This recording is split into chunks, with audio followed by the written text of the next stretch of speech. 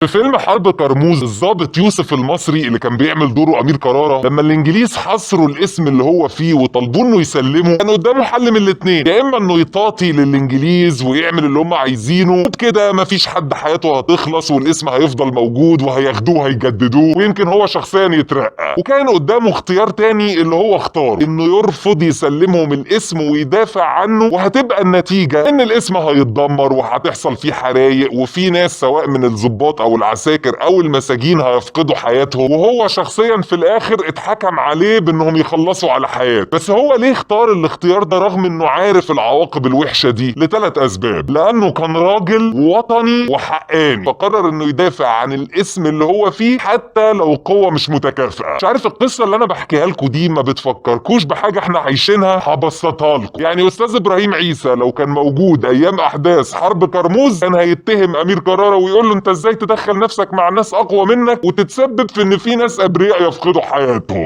فيلم حرب كرموز بيدور في الفترة اللي كان فيها الانجليز في مصر، وبيبدأ ببنت مصرية بالليل بيعدوا عليها مجموعة عساكر من الانجليز فبتعجبهم وبيحكوا معاها. في نفس اللحظة بيبقى في شباب رجالة مصريين بيشوفوا اللي حصل فبيروحوا يتخانقوا معاهم، وبتنتهي الخناق انهم بيخلصوا على واحد من الانجليز وبيأسروا الاتنين التانيين وبياخدوهم وبيطلعوا على اسم كرموز اللي كان مسؤول عنه يوسف المصري اللي هو امير كرارة. ففي جنرال انجليزي اسمه ادم لما بيعرف القصة دي بيبعت له يقول له: اديني العساكر الانجليز. لكن يوسف المصري بيرفض علشان العدالة لازم تاخد مجراها. فالجنرال ادم بيبعت قوات من الجيش البريطاني بيحاصروا الاسم وبيقطعوا عنه المية علشان يستسلم، لكن هو برضه ما بيستسلمش وبيقرر انه يقاوم. هوب تخ طخ طخ بتحصل العركة وبيخشوا الانجليز الاسم، وبعدين بيظهر بويكا هوب تخ طخ طخ بيمرمط امير كرارة. في الاخر امير كرارة بيخلص عليه وفي ناس كتيرة جدا فقدت حياتها. يوسف المصري في الاخر بيتحكم عليه ان حياته تخلص، لكن القاضي بيقرر انه كده وكده، يعني هنسلم الانجليز جثة حد تاني وانت هنديك هوية تانية عشان تعيش. اجمل حاجة في فيلم حرب كرموز هي الرسالة بتاعته: لازم تدافع عن الحق حتى لو قوتك اقل من قوة اللي بيظلمك. يعني يوسف المصري ما هو كان سهل جدا يسلم الاسم وهو عارف ان مين اللي هيبقوا معاه، هو وكام عسكري والمساجين اللي كانوا موجودين معاه في الاسم هيقاوموا، لكن اللي بره كانوا محاصرين الاسم. جنرال ادم ده معاه قوات من الجيش عددهم اكبر، ومع ذلك هو قرر ان انا لازم ادافع علشان البنت اللي تعرضت لعملية الاغتصاب في الاول لازم حقها يرجع لها من العساكر الانجليز. وعشان ما حدش يفتكر يعني ان دي شعارات افلام، القصة بتاعت حرب كرموز دي قصة حقيقية حصلت في مصر فعلا 25 يناير 1952، بس كانت في الاسماعيلية. ان برضو الانجليز حصروا مبنى بتاع الاسماعيلية وكان جواه ضباط وعساكر ومساجين وكانوا عايزينهم يسلموا المبنى، لكن رفضوا وقرروا انهم ينقاوموا. كان فرق العدد كبير جدا، واي نعم برضو في الاخر اقتحموا المبنى، بس دول كانوا ثابتين على الحق. وحتى مؤخرا في الاحداث اللي احنا عايشينها لو انتم مركزين هتلاقي ان لينا اخواتنا برضو بياخدوا نفس الموقف ده. وهنا بقى عندي سؤال لبعض الناس اللي اتفرجوا على فيلم حرب كرموز واتفرجوا على الاحداث الاخيرة: اشمعنى في حرب كرموز كنتوا متعاطفين مع يوسف المصري وكنتوا عايزينه يكسب، لكن اخواتنا ما تعاطفتوش معاهم رغم ان الاتنين بيعملوا نفس الشيء؟ من التفاصيل الحلوة جدا في قصة حرب كرموز ان قوات الانجليز بقيادة جنرال ادم لما قرروا انهم يحاصروا يوسف المصري والاسم والمساجين اللي جوه، اول حاجة عملوها انهم قطعوا المية عنهم علشان ما يلاقوش حاجة يشربوها فيضطروا انهم يستسلموا، ومع ذلك هم كملوا. وده يورينا ان اي حد هيحاصر مكان اللي عملوه ان قال لك هنقطع مية واكل، يعني لو كانوا يقدروا يقطعوا على الاكل على اساس ان دي ورقة الضغط الاساسية اللي بتحصل. مع ان لما تيجي تسأل جنرال ادم ده: طب انت مشكلتك مع يوسف المصري؟ الاسم ده جواه فيه مساجين، ممكن يبقى حد عيان، ايه دول تقطع عنهم المية ذنبهم ايه؟ بس هو ده طبع الانجليز وقتها. ومن الشخصيات المهمة جدا في قصة حرب كرموز شخصية رياض الشندويلي اللي هو كان بيلعبها بيومي فؤاد، وده كان ساعتها المفروض انه عضو مجلس نواب مصر، يعني مصري المفروض يكون واقف مع يوسف المصري يدافع معاه او يبقى على الاقل متبني صف، لكن اللي حصل عكس كده. يوسف الشندويلي ده هو اول واحد الانجليز بعتوا لامير كرارة او ليوسف المصري علشان يأمروا بانه ديني العساكر اللي عندك بدل ما نحط عليه، رغم ان هو مصري الا ان هو كان واقف مع الانجليز كانش واقف مع المصريين. ليه؟ لان هو شخص شخص كل اللي يهمه مش البلد مش الحق مش اي حاجه، هو اللي يهمه السلطه اللي هو فيها والقرشينات اللي بتترمي له من الانجليز. نخش بقى في التمثيل. اغلب اللي بيمثلوا في الفيلم تمثيلهم كويس جدا، بس انا هتكلم عن شخصيات معينه. اولا امير كرارة بصراحه تمثيله كان حلو جدا، وعارف يعمل دور الضابط اللي بيعمل اكشن وفي نفس الوقت وسيم وعسول علشان نجيب البنات يخشوا السينما. مشكلتي الوحيده مع امير كرارة في الفيلم ده ان هو بيعمل نفس شخصيه الضابط اللي كان عاملها في مسلسل كلبش اللي كان قبل الفيلم ده بفتره بسيطه. اعظم حد من وجهه نظري في الفيلم ده تمثيلا كان محمود حميده، يعني حتى كان مدي الشخصيه بتاعته لازمه اللي هي جمله امك صاحبتي، او لما حتى كان بيقولها لحد انجليزي يقول له يور ماذر صاحبتي. هو شخصيه جد جدا ويضحكك جدا، وفي نفس الوقت طالع في الاول مفتري تخاف منه، وفي الاخر بتلاقيه بيتحد مع يوسف المصري وبيقاوم وبيكسر وبيضرب. فحسيت ان دي شخصيه حلوه جدا واداؤه كان حلو قوي. برضو من الناس اللي كان ظهورهم مميز جدا غادة عبد الرازق. هي هنا طالعه في دور زوبه. زوبه دي لا مؤاخذه شغاله في الاعاره، وكانت رايحه القسم عشان تاخد ختم انها تروح تشتغل في احدى بيوت الاعاره. الست ملتزمه ماشيه قانون. بصراحه كانت عامله الدور حلو جدا، طريقه كلامها للبسها لحركاتها لردود افعالها، ورغم ان ظهورها كان قليل يعني هي مش بطله، هي طلعت مشاهد قليله بس كانت قادره توصل الشخصيه وكمان قادره تضحكك. يعني في مشهد في النص لما كانوا الانجليز محاصرين القسم، امير كرارة بيقول لها انا عايزك في خدمه، هي افتكرت انه عايز منها حاجه شمال فبتقول له هو ده وقته، لكن هو كان عايزها في حاجه تانية عشان يضحك على الانجليز ويهرب حد من القسم. كانت عامله شخصيه حلوه. على عكس بقى لما تيجي تشوف دورها في فيلم احمد واحمد، هي برضه شخصيه صغيره جدا بس كان الدور مش حلو او ملهاش تاثير، ادائها عادي ممكن تخرج من الفيلم وانت ناسيها. ظهور احمد السقا ضيف شرف حسيته ظهور حلو، وهو كان طالع في دور القاضي اللي بيحاكم امير كرارة. كان مشهد خفيف وفي نفس الوقت انت تتفاجئ حاجه حلوه يعني. فيلم حرب كرموز هو اخراج بيتر ميمي وتاليف محمد السبكي وسيناريو بيتر ميمي. شوف سبحان الله، محمد السبكي هو المنتج بتاع الفيلم ده اللي هو انتج حاجات زي بون سواريه مهمه في فيلم قديم، بس اكيد مفيش فيلم ما فيهوش عيوب. بالنسبه لي العيب اللي كان واضح جدا في فيلم حرب كرموز هو الديكورات، تحسها ديكورات مش مدياني جو واقعي او ما دخلتنيش في مود ان احنا في فتره الانجليز. على عكس مثلا لما تتفرج على فيلم زي كيرة والجن كانوا ظابطين الديكورات حلوه جدا تحسها حقيقيه. هنا في حرب كرموز انا حسيتها استوديو، وحتى اللبس اللي كل الابطال كانوا لابسينه حسيته لبس مربوط بالشخصيه. يعني حتى غادة عبد الرازق مش كنت بقول اداءها حلو، بس اللبس اللي هي لابساه هو لازم يبقى لبس واحده شمال. ميان السيد طول الوقت لابسه الفستان اللي يبين ان دي البنت اللي حصل فيها كده. مصطفى خاطر لابس الربس الرسمي لحرام. ولكن من الحاجات الحلوه في الفيلم هو ظهور النجم العالمي بويكا، مش عشان هو نجم عالمي بس عشان هو توظف صح وكان وجوده حلو جدا. ويمكن في معلومه ما حدش عارفها ان اللي كان مرشح للدور الاول هو فان دام، لكنه رفض لان الاجر كان اقل من اللي هو طالبه.